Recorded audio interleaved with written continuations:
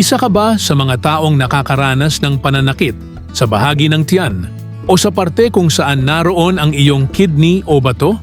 Kung ikaw ay nakakaranas ng sintomas, para sa iyo ang video na ito. Kung iisipin natin, napakatahimik ng ating mga bato o kidneys. Hindi sila nagsasalita, hindi sila sumasakit agad, at kadalasan kapag nagbigay na sila ng babala, maaaring may problema na palang nabubuo sa loob ng ating katawan. Araw-araw, halos 180 litro ng dugo ang sinasala ng ating dalawang kidney upang alisin ang sobrang tubig, asin, lason at mga waste products. Kaya ang magkaroon ng sakit o problema sa bato ay isang bagay na hindi mo dapat ipagsawalang bahala. Narito ang ilan sa mga halamang gamot na maaring makatulong sa iyo.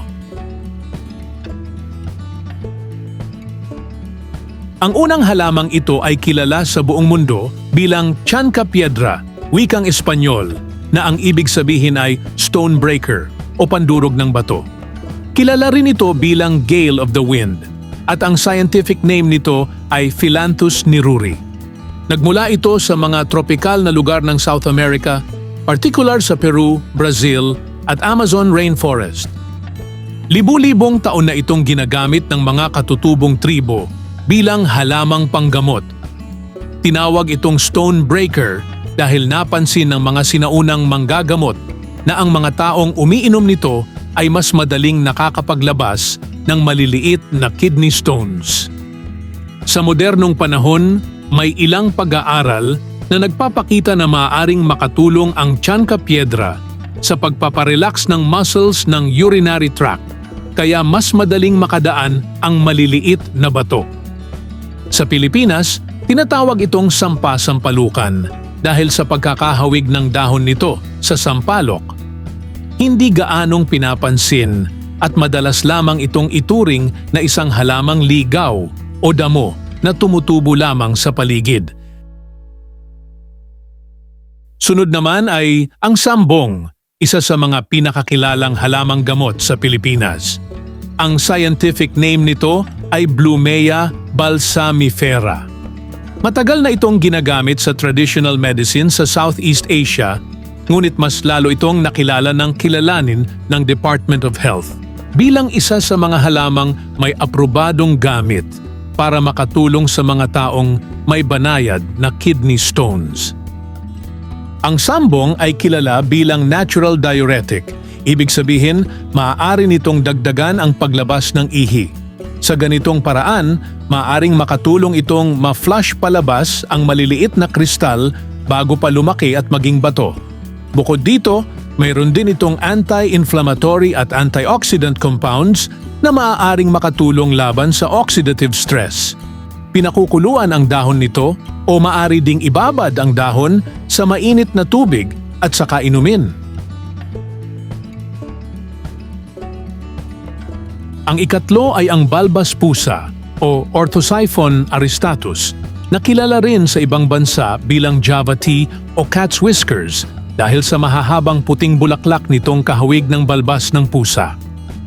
Katutubo ito sa Southeast Asia at matagal nang ginagamit ang dahon nito bilang bahagi ng tradisyonal na medisina sa Indonesia at Malaysia.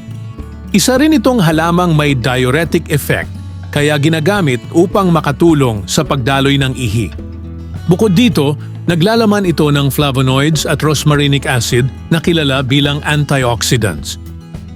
May ilang pag-aaral na nagpapahiwatig na maaari itong makatulong sa pagbabawas ng uric acid at sa pagpigil sa pagbuo ng ilang uri ng kidney stones. Ngunit kailangan pa rin ng mas maraming clinical trials bago makapagbigay ng matibay na rekomendasyon. Pang-apat ay ang ulasimang bato na kilala rin bilang pansit-pansitan o Peperomia pellucida. Madalas itong tumutubo sa mamasa-masang lugar at madalas ay napagkakamalang ordinaryong damo lamang. Ngunit sa katutubong medisina ng Pilipinas, matagal na itong ginagamit para sa gout, arthritis at ilang urinary problems. Dahil may natural itong anti-inflammatory compounds, pinag-aaralan kung maaari rin itong makatulong sa pagbabawas ng pamamaga sa urinary tract. Madali lang itong ihanda. Piliin lang ang mga malilinis at sariwang halaman sa kahugasan. Maari mo itong pakuluan o ibabad sa mainit na tubig sa kainumin. May mga clinical studies na nagpapakita ng potensyal nito laban sa pagbuo ng kidney stones, ngunit kailangan pa ng mas maraming pag-aaral sa tao upang makumpirma ang epekto nito. Gayunpaman, isa ito sa mga halamang patuloy na pinag-aaralan ng mga siyentipiko dahil sa dami ng bioactive compounds na taglay nito. Sumunod ay ang corn silk. Ito ang hibla na nakapalibot sa bunga ng mais.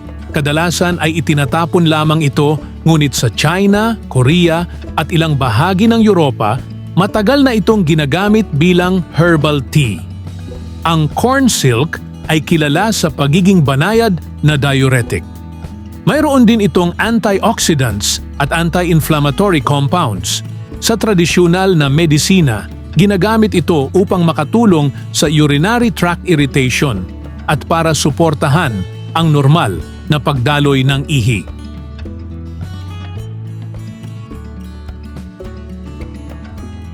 Ang ikalima ay ang paragis o Eleusine indica. Tinatawag din itong Indian goosegrass. Isa ito sa mga pinaka-kontrobersyal na halamang gamot sa social media. Maraming nagsasabing kaya raw nitong gamutin halos lahat ng sakit, kabilang ang kidney disease.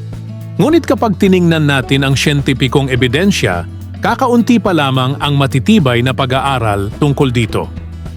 May ilang laboratory studies na nagpapakita ng antioxidant properties, ngunit wala pang sapat na clinical trials upang patunayang epektibo ito sa paggamit bilang gamot ng sakit sa bato. Gayunpaman, marami pa rin ang tumatangkilik ng halamang ito at hindi lang sa Pilipinas, maging sa ibang bansa. Ginagamit na rin ito sa paggawa ng food supplements, herbal powders, capsules at teas. Hindi rin mawawala sa listahan ng basil leaves o balanoy. Bagamat mas kilala bilang pampalasa sa pagkain, matagal na rin itong ginagamit sa Ayurvedic medicine sa India. Ang basil ay mayaman sa antioxidants tulad ng eugenol at iba pang natural compounds na tumutulong laban sa oxidative stress. May ilang laboratory at animal studies na nagsasabing maaaring makatulong ito sa pagpapanatili ng normal na kidney function at maaaring makatulong laban sa pagbuo ng calcium oxalate crystals. At yan ang ilan sa mga halamang gamot na maaaring makatulong sa iyong kalusugan sa bato. Ang mga ito ay maaaring magsilbing karagdagang suporta sa ilang sitwasyon, ngunit hindi sila pare-pareho ang epekto sa bawat tao. Mahalagang tandaan na walang halamang kayang palitan ang tamang diagnosis at gamutan. Ang tunay na susi sa malusog na kidneys ay sapat na pag-inom ng tubig, pagkain ng balancing dieta, pagkontrol ng blood pressure at blood sugar, regular na ehersisyo, pag-iwas sa paninigarilyo at pagpapatingin sa doktor kung nakakaramdam ng sintomas. Kung nagustuhan mo ang bidyong ito, subscribe na at i-click ang notification bell para sa iba pang mga video.